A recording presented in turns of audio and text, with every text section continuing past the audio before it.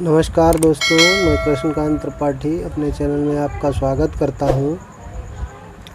कक्षा 10 की श्रृंखला में हम लोग पढ़ रहे थे प्रश्नावली 3.2, जिसका पहला सवाल हो गया था।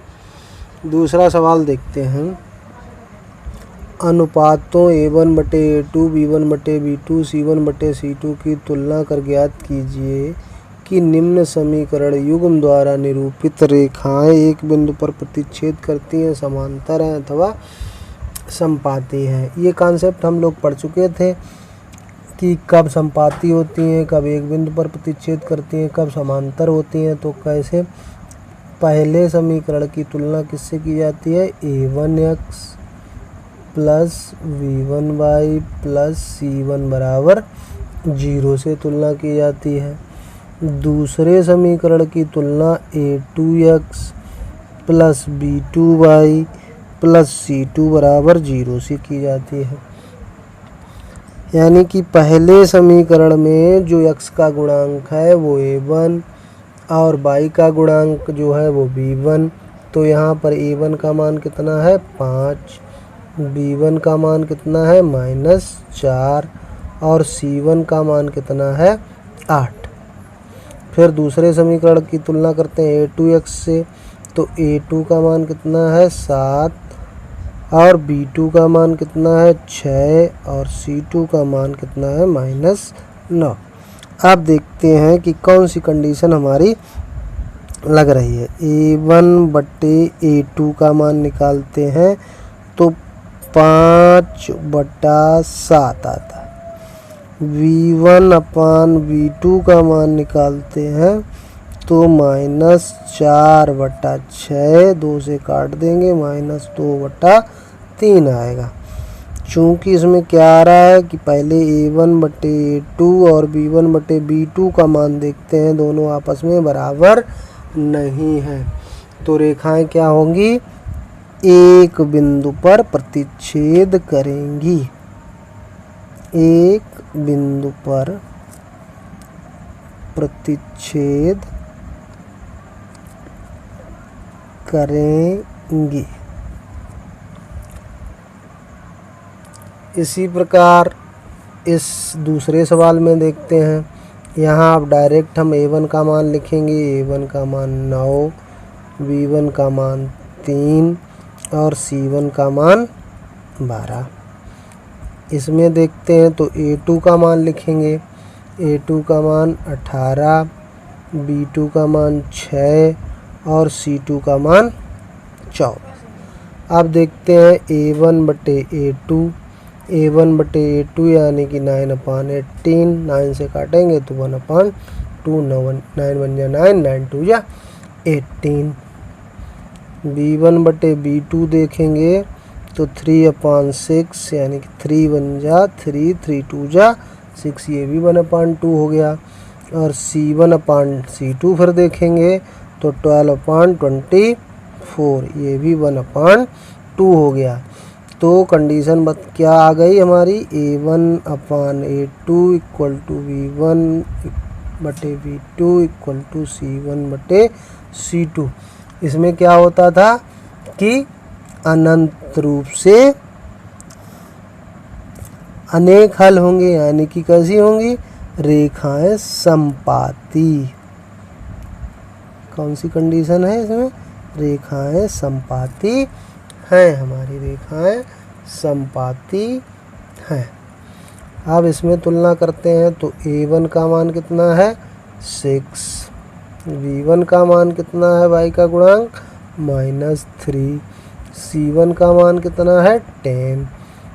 दूसरे समीकरण की तुलना करते हैं तो A2 कितना है? 2, B2 y का गुणांक कितना है? कोई संख्या नहीं लिखी है। जब कोई संख्या नहीं लिखी है तो वहाँ गुणांक कितना होता है? 1, यानी कि माइनस चिन्ह लगा है तो -1। C2 9। A1/A2 का मान निकाल लेते हैं तो 6/2 यानी कि 3 आ जाएगा। V1/B2 का मान निकाल लेते हैं तो -3/-1, ये भी 3 आ जाए। C1/C2 निकाल लेते हैं तो 10/9, ये 3 नहीं है। तो यानी कि हमारी कंडीशन कौन सी बन रही है, A1/A2 इक्वल टू B1/B2 लेकिन does not equal to C1/C2। तो रेखाएं कैसी होंगी, समांतर। ये हम लोग पढ़ चुके हैं, रेखाएं समांतर होंगी। आई होप आपको समझ में आ रहा होगा। अगर आपको समझ में आ रहा है तो वीडियो बनाने में बहुत मेहनत लगती है। चैनल को सब्सक्राइब करिए और लाइक करिए।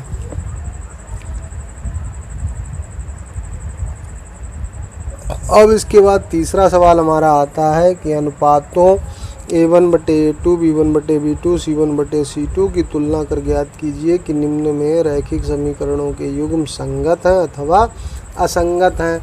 तो हमने जो ऊपर कंडीशंस देखी हैं उसमें हम लोग देख चुके हैं कि A1/A2 does not equal to B1/B2। तो निकाय का एक हल होता है, यानी कि एक अद्वितीय हल प्राप्त होता है, तो इसे संगत बोलते हैं।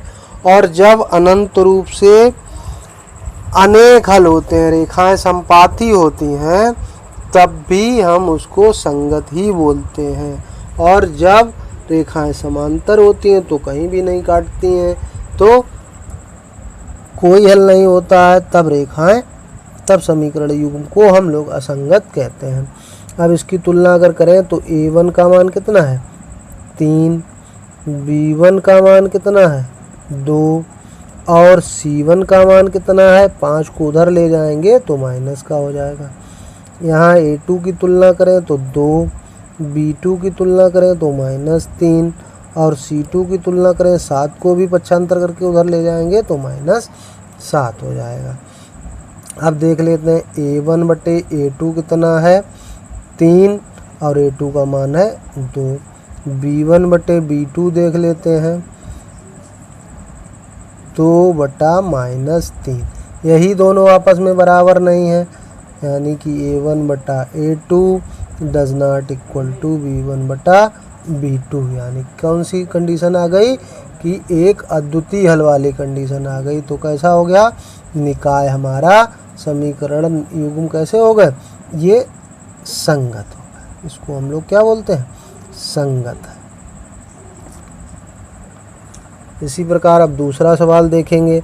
इसमें अगर तुलना करें तो A1 का मान कितना है, 2, B1 का मान यानी कि बाई का गुणांक कितना है, -3, C1 का मान कितना लिखेंगे, 8 को उधर ले जाएंगे तो माइनस का हो जाएगा। A2 का गुणांक कितना मान है, 4, B2 का मान कितना है, -6 और C2 का मान कितना है, -9। फिर अगर A1/A2 करें तो 2/4 यानी कि 1/2 आ जाएगा। B1/B2 करें तो -3/-6, ये भी 1/2 ही आएगा। C1/C2 करें तो -8/-9 यानी कि 8/9 आएगा। तो इसमें कौन सी हमारी कंडीशन बन रही है कि A1/A2 और B1/B2 तो आपस में बराबर है, लेकिन C1/C2 आपस में बराबर, इनके बराबर नहीं है। तो इसका मतलब कौन सी कंडीशन हो गई कि इसका कोई हल नहीं है। जब कोई हल नहीं मतलब समांतर, समांतर मतलब असंगत। निकाय समीकरण कैसा है, निकाय ये असंगत हो गया। अगला तीसरा पार्ट देखते हैं। A1 कितना है, 3/2। B1 का मान कितना है, बाई का गुणांक 5/3 और C1 का मान कितना है, 7 को उधर पक्षांतर करेंगे तो -7 आएगा। A2 का मान कितना है, हमारा 9 गुणांक है। B2 का मान कितना है, -10 और C2 का गुणांक कितना है, -14, क्योंकि 14 को उधर ले जाएंगे तो माइनस का हो जाएगा। अब देख लेते हैं हमारी कंडीशन। A1/A2 का मान निकालते हैं तो 3/2 और इसके बटे में A2 आएगा तो दूसरे और तीसरे नंबर की संख्याएं एक साथ लिखी जाती हैं। 3 से काट देंगे, 3 तिया 9 मतलब 1/6। V1/B2 का मान करेंगे तो 5/3 और इसी में -10, B2 नीचे आ जाएगा, 5 दूना 10, लेकिन ये हो जाएगा -1/6, यानी कि इसमें आ जाएगी 1/A2 does not equal to B1/B2, क्योंकि ये 1/6 ये -1/6, दोनों मान बराबर नहीं है, अतः समीकरण निकाय का एक अद्वितीय हल है।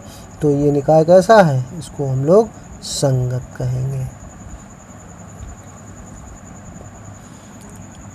इसी प्रकार चौथा सवाल देखते हैं। A1 5, B1 -3, C1 -11, A2 10, B2 कितना है 6 और C2 कितना है +22। तो A1/A2 का मान निकाल लेते हैं, तो 5/10 यानी कि हो गया 1/2, और B1/B2 का मान निकाल लेते हैं, तो -3/6, 3 एकम 3 और 3 दूना 6, ये भी आपस में बराबर नहीं है।